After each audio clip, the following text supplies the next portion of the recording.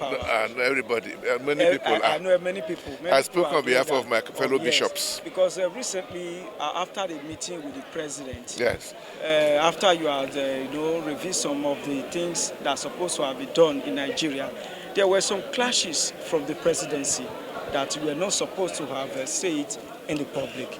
Do you feel embarrassed about that?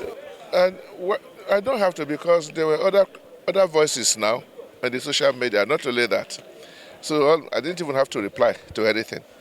Other people have spoken on my behalf. I didn't go to arise to please government or to just please people, but to tell the truth. That's all I stand for. So, I cannot be embarrassed. I'm 82 years old. Nobody can embarrass me. And I'm not afraid of anybody. Nobody at this stage now. Are they going to arrest me? Carry me to where? And we are still lucky in this Nigeria. We can still talk. We shouldn't take that for granted. There are many countries in Africa where no bishop dares to talk like we do here.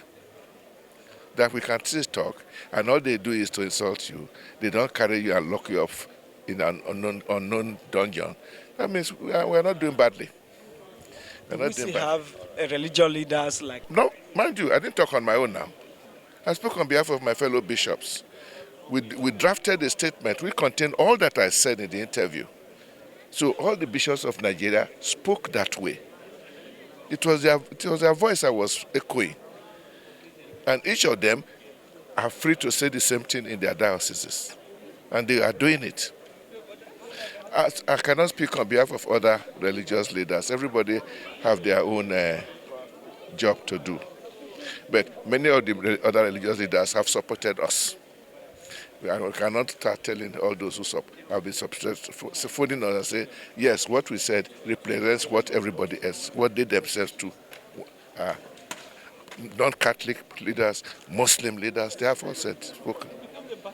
When it comes to what is happening to Nigeria, the poverty, the suffering, we are all in the same boat now. Abby, thank you. Thank you.